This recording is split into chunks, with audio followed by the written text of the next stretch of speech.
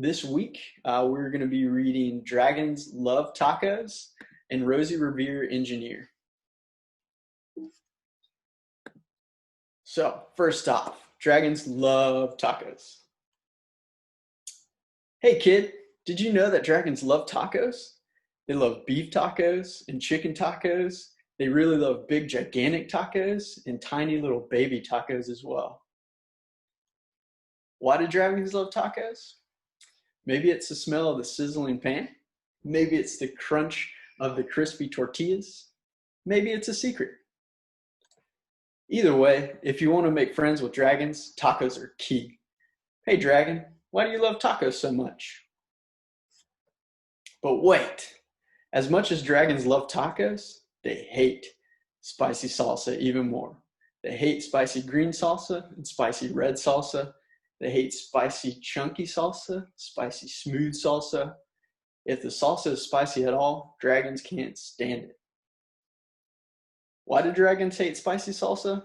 Well, just one drop of hot sauce makes a dragon's ears smoke. Just one single speck of hot pepper makes a dragon snort sparks. Spicy salsa gives dragons tummy troubles. And when dragons get tummy troubles, oh boy. If you want to make tacos for dragons, keep the toppings mild. Tomatoes, check. Lettuce, check. Cheese, double check. These are all good toppings for tacos for dragons. Hey dragon, how do you feel about spicy taco toppings? Dragons love parties. They like costume parties and pool parties. They like big gigantic parties with accordions and tiny little parties with charades. Why do dragons love parties? Maybe it's the conversation, maybe it's the dancing, and maybe it's the comforting sound of a good friend's laughter. The only thing dragons love more than parties or tacos is taco parties. Taco parties are parties with lots of tacos. If you want to have dragons over for a taco party, you'll need buckets of tacos, pant loads of tacos. The best way to judge is to get a boat and fill the boat with tacos. That's about how many tacos dragons need for a taco party. After all, dragons love tacos. Hey dragon, are you excited for the big taco party? Oh yeah. Just remember, dragons hate spicy salsa. Before you host your taco party with dragons, get rid of the spicy salsa. In fact, bury the spicy salsa in the backyard so dragons can't find it. These dragons love your taco party. They love music, they love the decorations, they especially love tacos. Congratulations!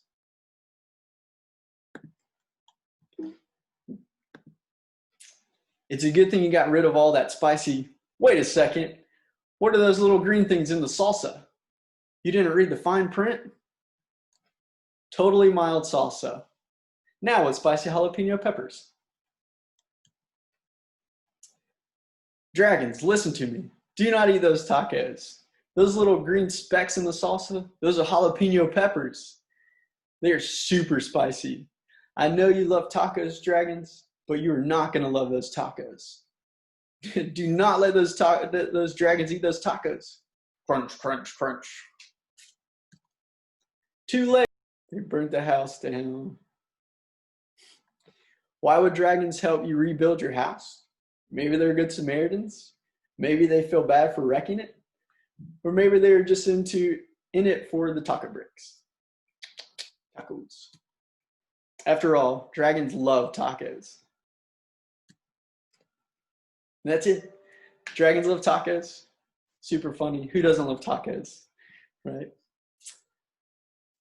All right, on to the next. Rosie Revere Engineer. This is a story of Rosie Revere, who dreamed of becoming a great engineer. In Lila Grew's classroom at Blue River Creek, young Rosie sat shyly, not daring to speak. But when no one saw her, she peeked in the trash for treasures to add to her engineer stash. And late at night, Rosie rolled up her sleeves and built in her hideaway under the eaves. Alone in her attic, the moon high above, dear Rosie made gadgets and gizmos she loved. And when she grew sleepy, she hid her machines far under the bed where they'd never be seen. When Rosie was young, she had not been so shy. She worked with her hair sweeping over one eye and made fine inventions with uncles and aunts, like hot dog dispensers and helium pants. The uncle she loved most was a zookeeper Fred. She made him a hat to keep snakes off his head, from parts of a fan and some cheddar cheese spray, which everyone knows keeps the pythons away. And when it was finished, young Rosie was proud, but Fred slapped his knee and chuckled out loud. He laughed till he whizzed, and his eyes filled with tears, all to the horror of Rosie Revere, who stood there embarrassed, perplexed, and dismayed. She looked at the cheese hat and then looked away. "I love it," Fred hooted. "Oh, truly I do." But Rosie Revere knew that could not be true. She stuck the cheese hat on the back of her shelf, and after that day kept her dreams to herself. Oh. And that's how it went until one autumn day, her oldest relation showed up for a stay. To her great aunt, Rose was a true dynamo who'd worked building airplanes a long time ago. She told Rosie tales of things she had done and goals she had checked off her list one by one. She gave a sad smile as she looked to the sky. The only thrill left on her list was to fly. But time never lingers, as long as it seems. I'll chalk that one up to an old lady's dreams. That night, as Rosie lay wide-eyed in bed, a daring idea crept into her head. Could she build a gizmo to help her aunt fly? She looked at the cheese hat and said, "No, not I."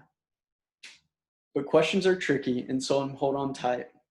And this one kept Rosie awake through the night. So when dawn approached and red streaks lit the sky, young Rosie knew just how to make her aunt fly. She worked and she worked till the day was half gone, then hauled her cheese copter out onto the lawn to give her invention a test just to see the ridiculous flop it might turn out to be.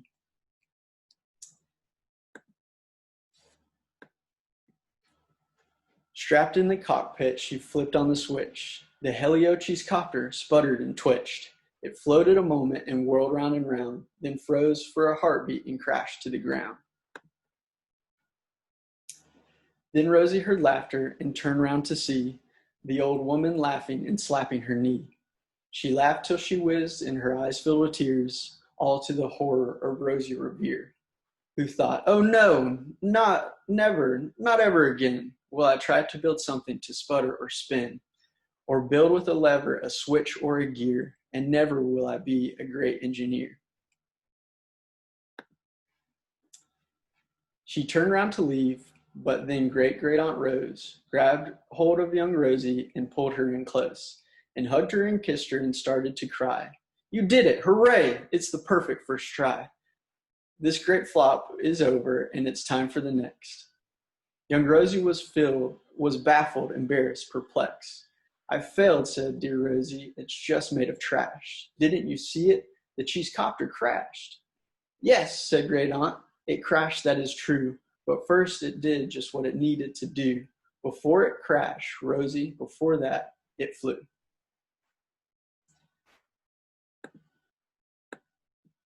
Your brilliant first flop was a raging success. Come on, let's get busy on to the next. She handed a notebook to Rosie Revere, who smiled at her aunt as it all became clear. Life might have failures, but this was not it. The only true failure can come if you quit. They worked till the sun sneaked away to its bed. Aunt Rosie tied her headscarf around Rosie's head and sent her to sleep with a smile ear to ear, to dream the bold dreams of a great engineer. At Blue River Creek, all the kids in grade 2 built gizmos and gadgets and doohickeys too. With each perfect failure, they all stand and cheer, but none quite as proudly as Rosie Revere. And that was Rosie Revere, engineer.